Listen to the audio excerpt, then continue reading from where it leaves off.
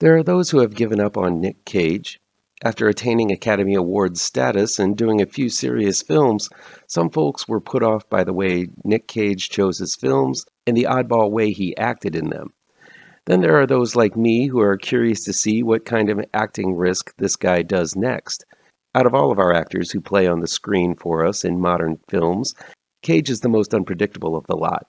And for me, I feel I should appreciate every Cage performance, as good or bad as it is.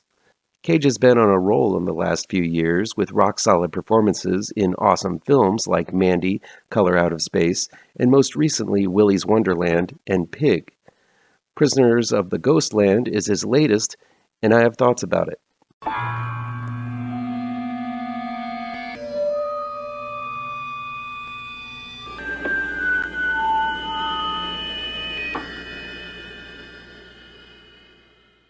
Welcome back to ML Miller Frights. I'm ML Miller. Before we begin, please do me a favor and punch that like button down below. Share this video with all of your social media addicted pals. Click subscribe to this channel and ring that bell for notifications. Prisoners of the Ghostland is new on demand and digital download from RLJE Films. It's directed by Sion Sono and written by Aaron Hendry and Reza Sikso Safai. After a bank robbery ends in multiple fatalities, a nameless protagonist, played by Nick Cage, stews in his own juices in a prison until the governor, played by Bill Moseley, requires a man of his particular talents to venture into the ghostland that surrounds the neon-colored city to bring back his granddaughter, Bernice, played by Sofia Boutella. To guarantee his return, the governor has fitted Cage in a leather suit with explosives attached to his wrists, balls, and neck, set to explode if Cage doesn't follow the governor's orders to the letter. Prisoners of the Ghostland starts out with a lot of promise as Cage and his accomplice, Psycho, played by Nick Cassavetes, take part in a heist gone wrong set in a pearly white bank filled with patrons wearing vibrantly colored outfits. This is followed by an over-the-top intro to a decimated world stuck in time where samurais mingle with gunfighters and the streets are lined with neon lights and piles of rubbish. Prisoners of a Ghostland definitely borrows heavily from the Mad Max movies, as Cage plays a crusty and worn-out hero attempting not only to achieve a simple goal, but managing to save a community just as Max did with The Road Warrior, Beyond Thunderdome, and Fury Road. Made on a fraction of the budget of George Miller's post-apocalyptic masterpieces, much of the costuming and setting look as if they were picked from the reject pile of those films. There looks to be two expansive sets built for Prisoners of the Ghostland, and while they are highly detailed in their grime, grunge, and gaudily lit streets, the set fails to be expansive enough to communicate that there is an entire world beyond the camera's purview.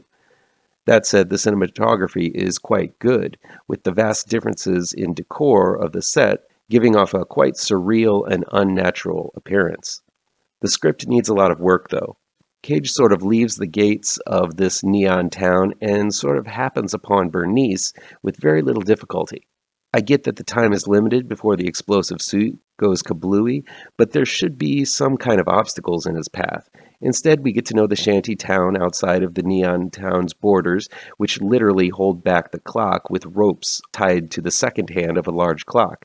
This is a fun metaphor which reminded me of something you'd see in a Terry Gilliam film, but I don't think the metaphor is given a chance to breathe or reach its fullest potential. Instead, we get random fights, weird groups chanting and singing, all leading up to a final confrontation with the governor and his goons in the neon streets. But for some reason, the conflicts Cage faces never seem to be much of a challenge, despite the fact that he undergoes quite the beating by the time the climax is reached. What makes the film utterly watchable is Nick Cage himself. He's doing his man-with-no-name shtick, which he did in Willy's Wonderland, but in this film, he actually talks. Those lines are limited to generic tough guy mutterings, but Cage does inject his form of comedic insanity every now and then. His line, "Hi fucking ya," needs to be a new catchphrase, pronto squanto. Cage is always best when he's bubbling over with rage, so much that he can't even scream out words right. Hearing him scream the word testicle to a roaring crowd is uproariously fun. It's also fun to see Cage use some kung fu and swordplay, ending with a confrontation with samurai legend Tak Sakaguchi. Seeing an aged Cage creakily squat into kung fu and samurai poses in a no fucks given manner is unintentionally yet undeniably entertaining. It's great to see Bill Moseley in a bigger role. He's a fine actor and plays it more restrained here than his performances you usually see him do in Rob Zombie films. Sofia Boutella offers up some solid work as well. She's more than just a dame in peril. Nick Cassavetes delivers a very odd performance as he appears in dark eyeliner and a cap when we first see him, and then in thick burn makeup later. I barely recognized him, and only did so when I saw his name in the credits at the end. Sion Sono is a legendary filmmaker. I've loved the sublime crime horror unleashed in Cold Fish and Why Don't You Play in Hell, but Prisoners of the Ghostland has some major issues. I think Sono didn't have the budget he was hoping for, and that the script really didn't deliver a lot. This left much of the work in the kooky hands of Nick Cage, who does his best, but ultimately can't save the film. A film pairing Sion Sono and Nick Cage is definitely something to see, especially for fans of both of them, but unfortunately, this isn't the best film from either. What are your thoughts on Nick Cage? He's done some pretty iconic films lately. Let me know down in the comments. That'll be it for today. Please chime in down below in the comments and let me know how on the nose or mind-numbingly wrong I am, or you can counter with your own review. So guys, you know how YouTube works. I'd love to be able to dedicate more time to this channel. I'm not monetized yet, so if you want to help me out, remember to hit all the pertinent bells and whistles down below.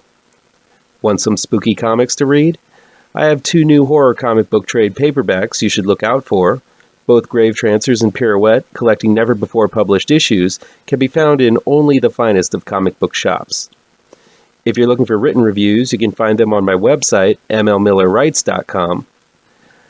If you really want to show your support, I also have a Patreon page at mlmiller. Look for the link to my Patreon page down below. Thank you so much for your time, and take care.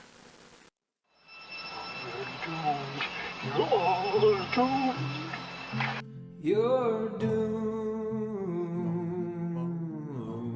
to live the life you're meant to be, stuck inside your reality.